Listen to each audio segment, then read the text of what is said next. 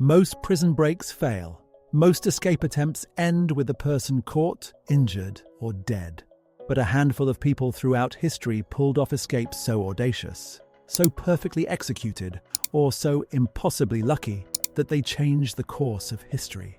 These are the ones nobody talks about. Alcatraz, June 1962. Alcatraz was supposed to be inescapable.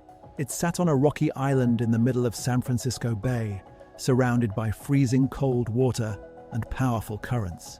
Every prisoner who had ever tried to escape had been caught or drowned.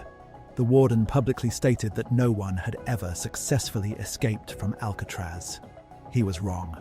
Frank Morris and brothers John and Clarence Anglin spent months preparing.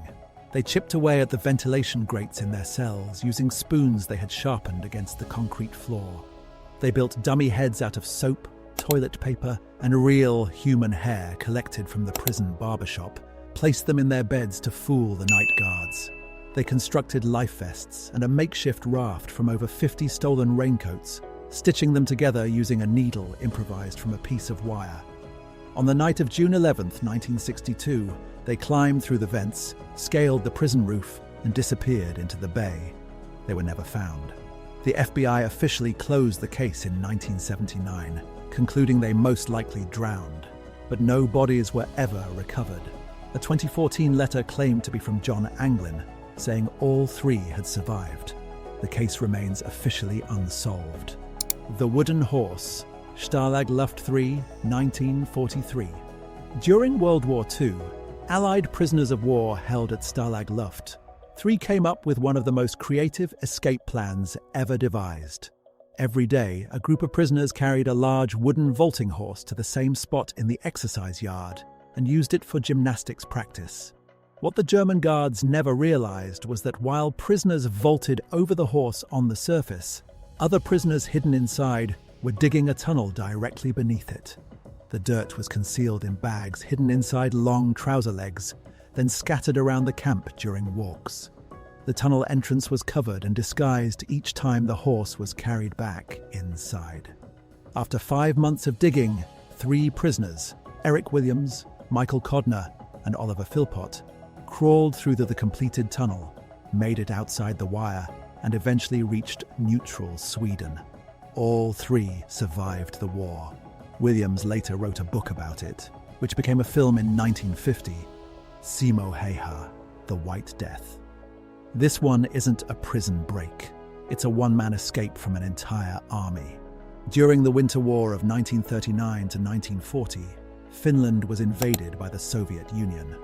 The Red Army had over 750,000 soldiers. Finland had a fraction of that. The Soviets expected it to be over in weeks. What they didn't expect was Simo Häyhä. A Finnish farmer and hunter, Häyhä operated alone in the forests of Karelia in temperatures as low as -40 degrees Celsius. He wore all white. He packed snow into his mouth to prevent his breath from creating visible clouds. He used iron sights instead of a scope, so he wouldn't have to raise his head as high above the snow line. In fewer than 100 days, he recorded over 500 confirmed kills, making him the most lethal sniper in recorded history. The Soviet army dedicated entire units specifically to finding and eliminating him. They called him the White Death. On March 6, 1940, a Soviet soldier finally hit him with an exploding bullet that took off part of his jaw. He was found unconscious by Finnish soldiers. He regained consciousness the day the Winter War ended. He lived until 2002. He was 96.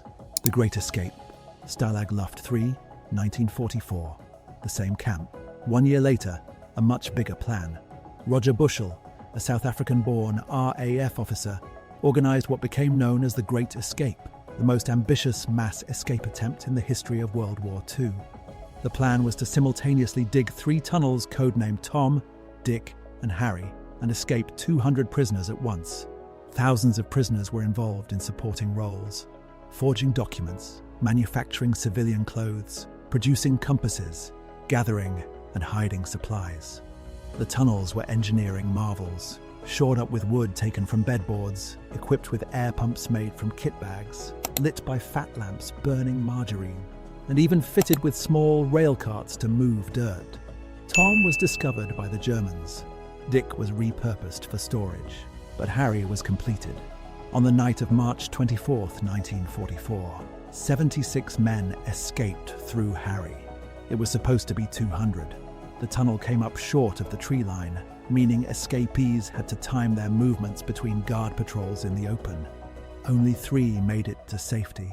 50 were executed on Hitler's direct orders. The rest were recaptured and returned to camps. The escape failed strategically, but it forced the Germans to divert thousands of troops and resources to recapture operations. Troops that could have been fighting the Allied advance. Henri Giraud, 1942. In 1940, French General Henri Giraud was captured by Germany and imprisoned in Königstein Fortress, a castle built on a sheer cliff face considered completely escape-proof. He spent 2 years learning German and studying the castle's layout. He made a rope from twine and wire smuggled in piece by piece in food parcels. The rope was 150 feet long.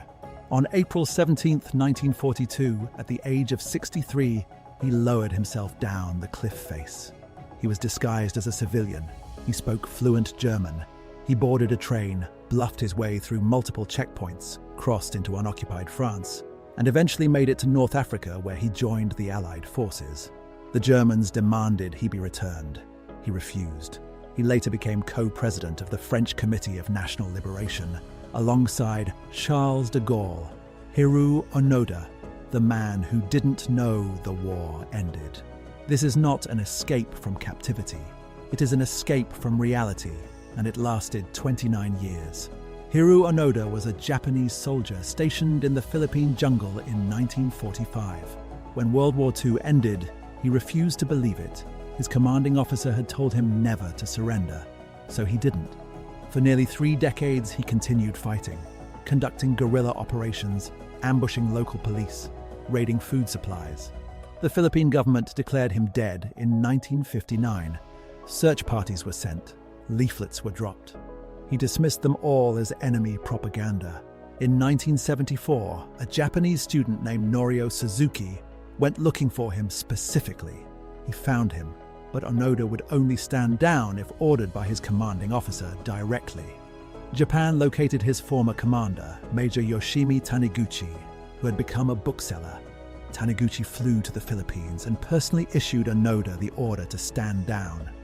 Onoda emerged from the jungle in his original uniform, carrying his original rifle, with ammunition still in working order. He was 52 years old. He had been fighting alone for 29 years after the war had ended. He was given a hero's welcome in Japan. He died in 2014. The war ended in 1945. Nobody told him, and he was too loyal to stop. If you liked this video, subscribe for similar ones or join my Discord to suggest another.